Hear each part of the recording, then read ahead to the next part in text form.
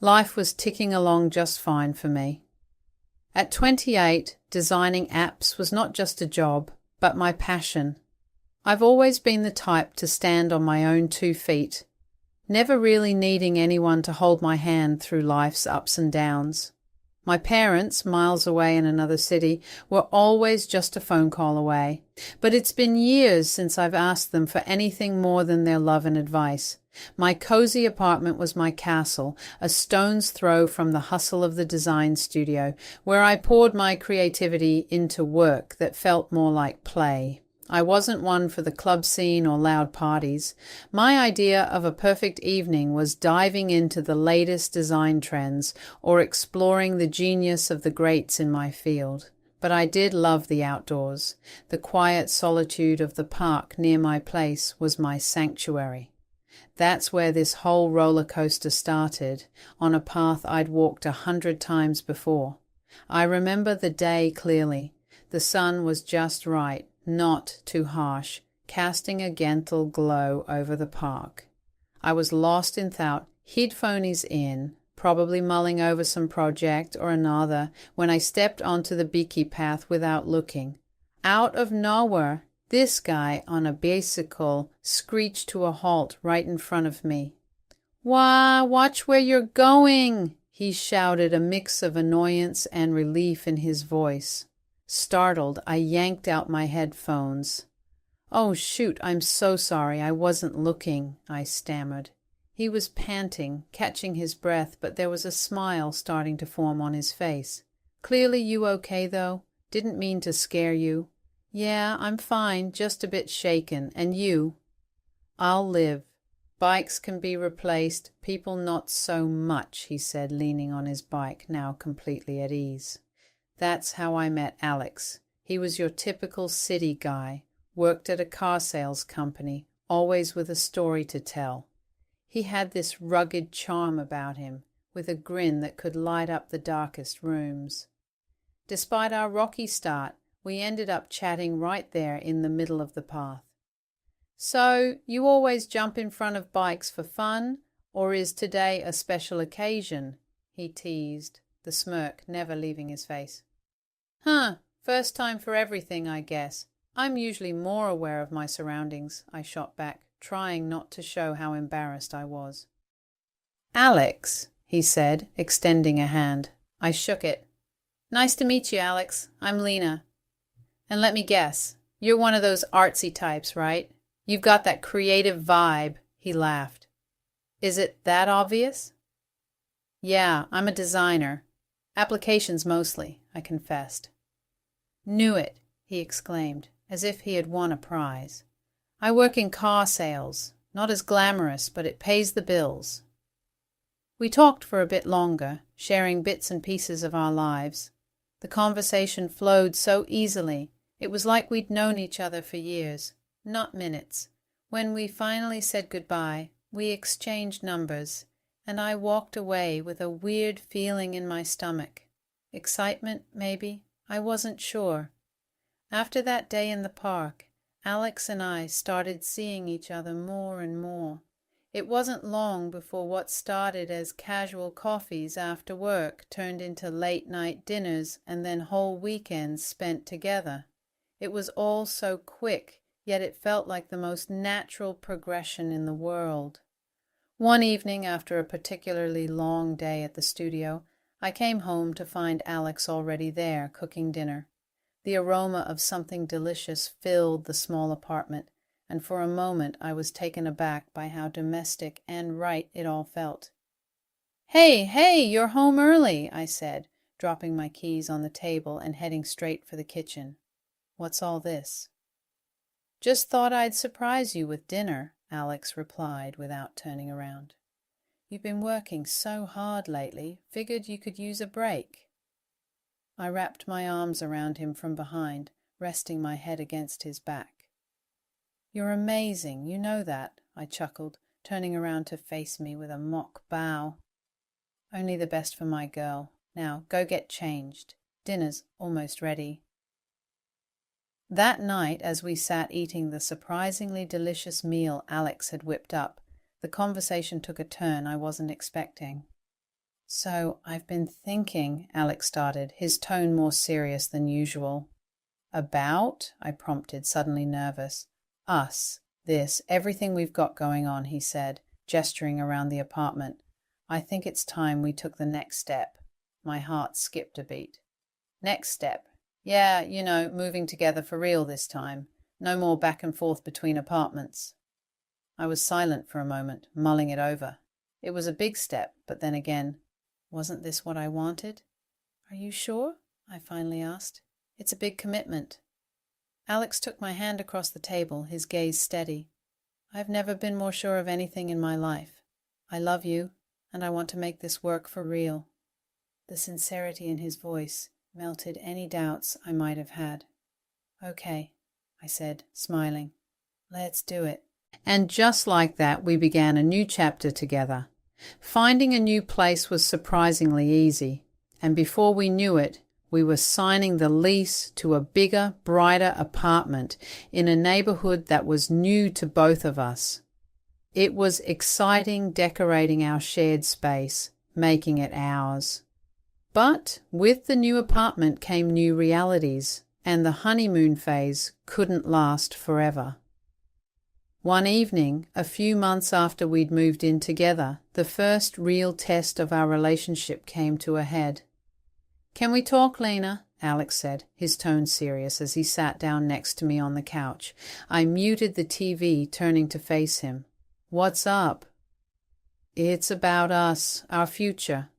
I've been thinking a lot about what I want our life to look like, he started, hesitating a bit before continuing. I think it's time we talked about you, maybe stepping back from work, focusing on us, our home. I felt a surge of frustration. Step back from work, Alex? You know how much my career means to me. I do, I really do. But can't you see we could have so much more if we focused on building a life together, the traditional way? The words hung in the air between us, a stark reminder of our differing views on what our future should look like. Alex, I love you, but I can't just give up on my dreams, my career. That's not the life I want, I said, trying to keep my voice steady. He sighed, running a hand through his hair. I just thought, you'd want the same things I do. It was the first of many conversations, each one a little harder than the last. We were in love, yes, but love wasn't always enough to bridge the gap between two very different visions for the future. One evening, as I was finishing up a project on my laptop, Alex came home looking like he had something on his mind. He dropped his keys on the table with a clatter that seemed louder in the quiet of our place. So, babe, we need to talk, he began, his tone more serious than I'd heard in a while. I closed my laptop, sensing this wasn't going to be a simple conversation. What's up? It's about us, about how we're living. I've been thinking, maybe it's time we start thinking about the future, about kids, Alex said, avoiding my eyes. Kids? Alex, my job is super important to me right now. We've talked about this. Why bring it up again out of nowhere? I replied, trying to keep the frustration out of my voice. Because things change, people change. Isn't it normal to want a family, to want my wife to be more present at home?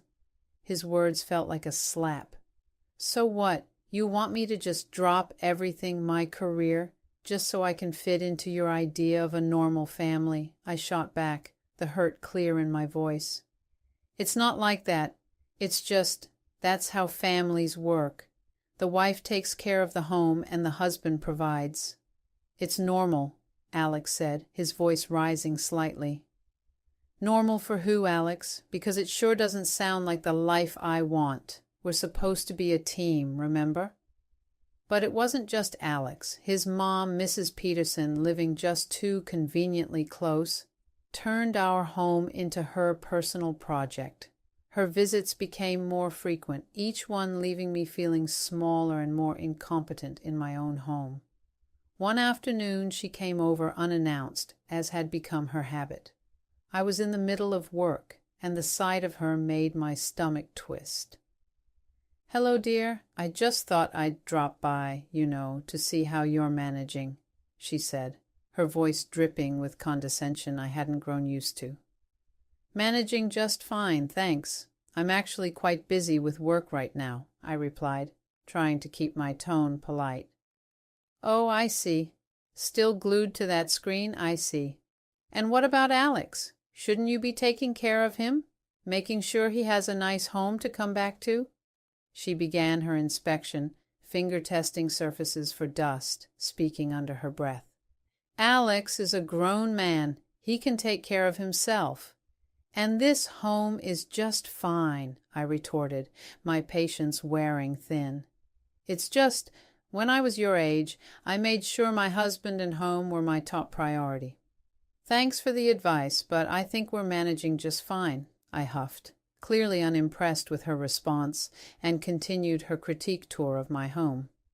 After what felt like an eternity, she left, leaving a heavy silence in her wake. Alex's and his mother's pressure didn't let up. It was as if they'd teamed up, launching a well-coordinated assault on my independence and career. I remember the day I made the decision to pretend to quit my job. It felt like surrendering, but with a plan in mind. Sitting across from Alex at our small dining table, I braced myself for the conversation. The air was thick with tension, a silent witness to the countless arguments that had preceded this moment. "Alex, we need to talk about this whole job thing," I started, trying to keep my voice steady. He looked up, his expression a mix of surprise and curiosity. "Oh, what about it?"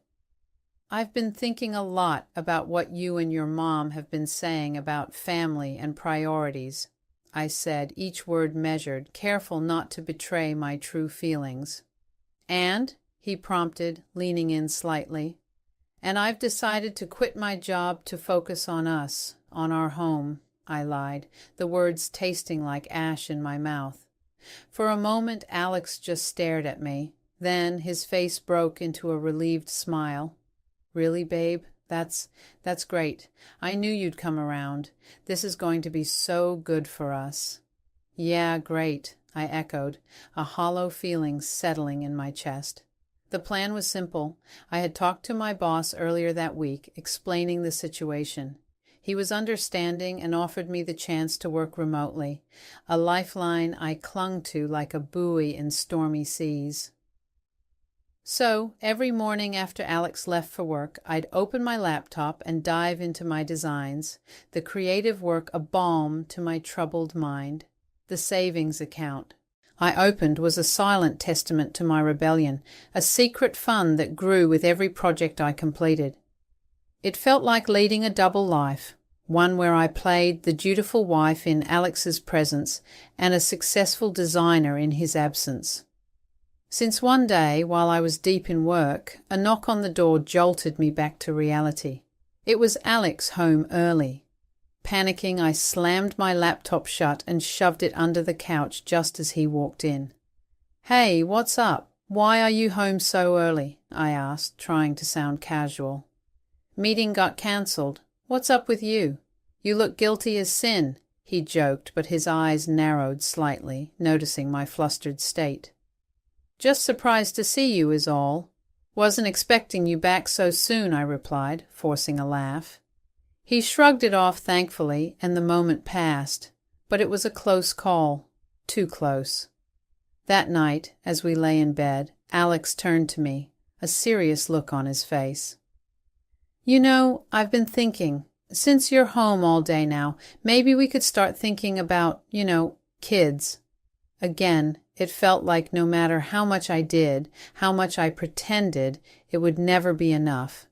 "Kids, Alex, we've talked about this. I'm not sure now is the right—" "But it's perfect timing. You're at home. We're stable. What's holding us back?" he interrupted, his tone a mix of frustration and eagerness. Everything, I wanted to shout. My job, my independence, our entire relationship hanging by a thread. But I swallowed those words, replacing them with a non-committal. We'll see, Alex. Let's just take it one step at a time. 3 months into our experiment of living off Alex's salary alone, the cracks were showing, wide and alarming. Our finances were a mess, stretched thinner than I thought possible. I hadn't touched the savings I'd secretly stashed away yet, clinging to the hope that Alex would see reason. But when we sat down to discuss our financial predicament, it blew up in my face. Alex, we can't keep going like this. We're barely making ends meet. I think it's time I went back to work, I said, trying to keep my voice steady. He slammed his coffee cup down, his face clouding over. Back to this again. I told you we're fine. You just need to cut back on spending. Cut back? I was already stretching every penny till it screamed.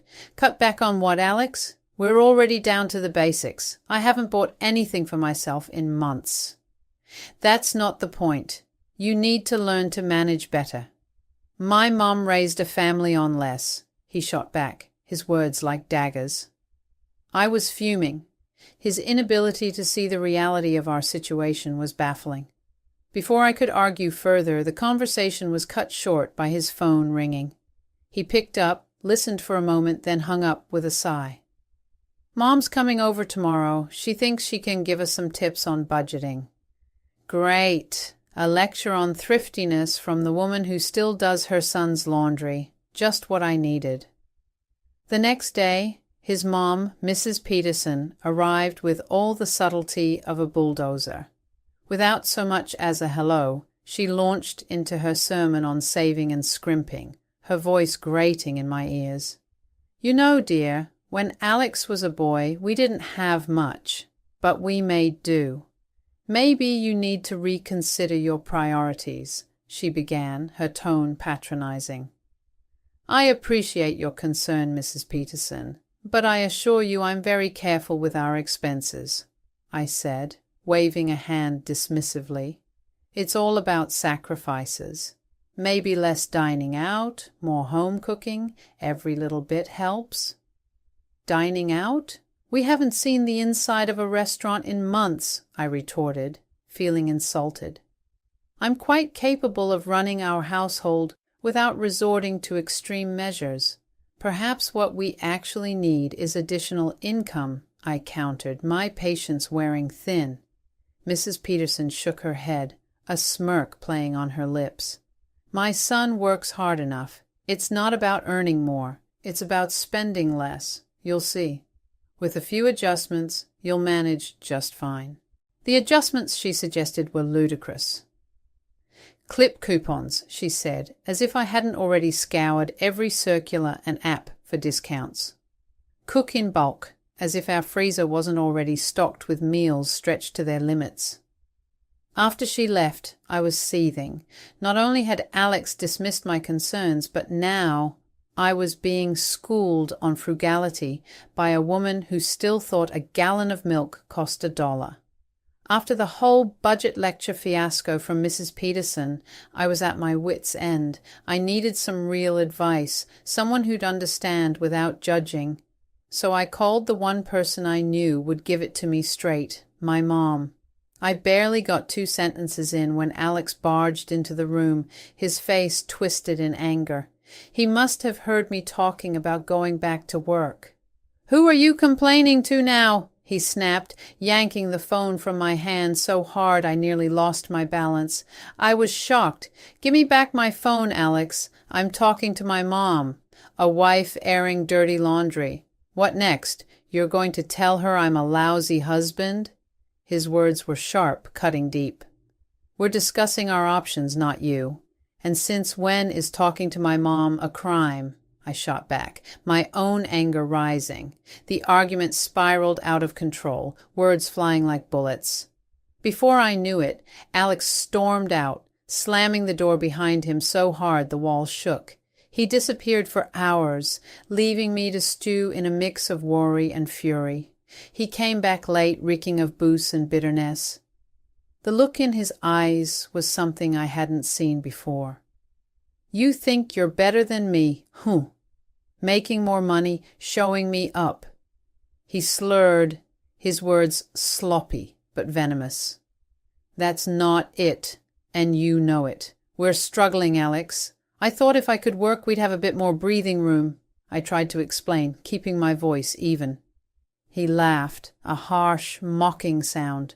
"Oh, so it's my fault now? I'm not good enough? Well, listen here. If you don't like how things are, you can just leave." I stared at him, disbelief and anger warring inside me.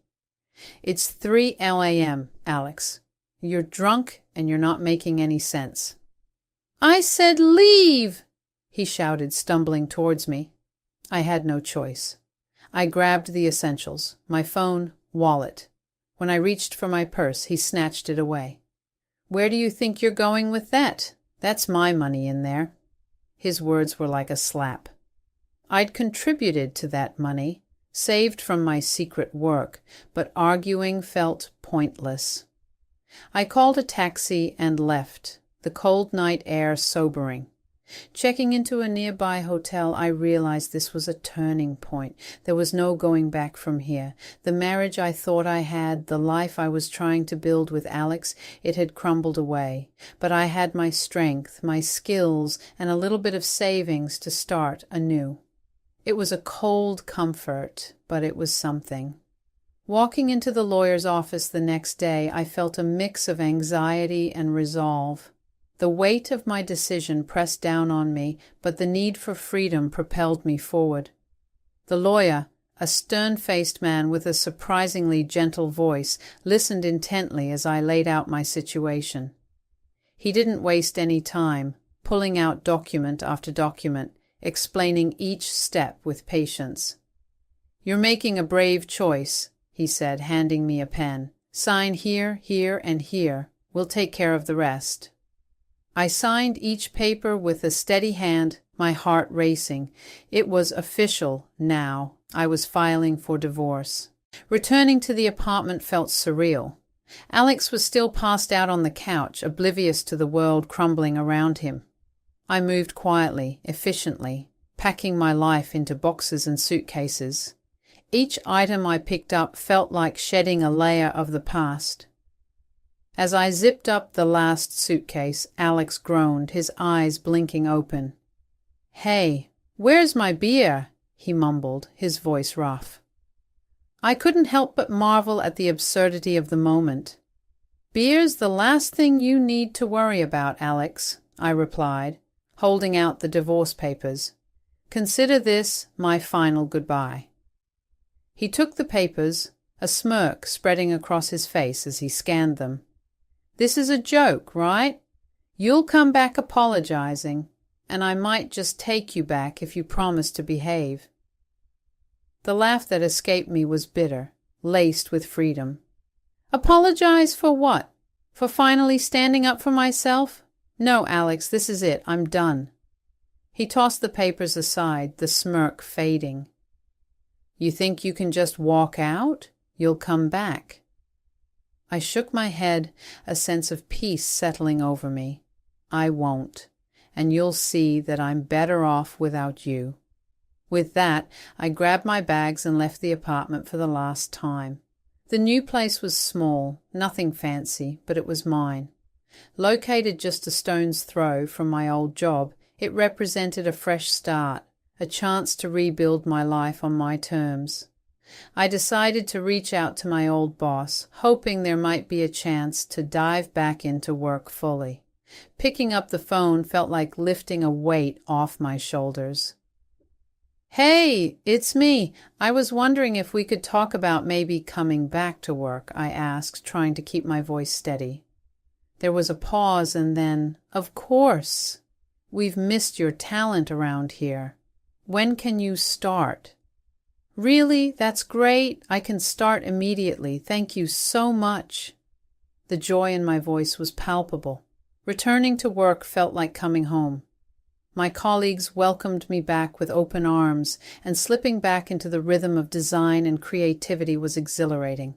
I was where I belonged, doing what I loved, surrounded by people who respected and valued me.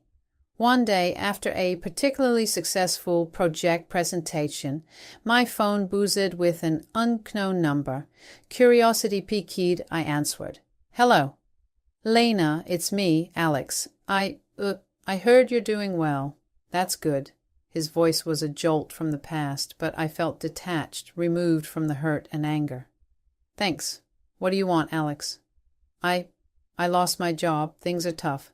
I was thinking maybe you could help me out and, maybe we could try again." The audacity of his request was staggering. After everything, he still thought he could lean on me, use me as a safety net. "Alex, that part of my life is over. I'm moving forward, not backward. You should do the same."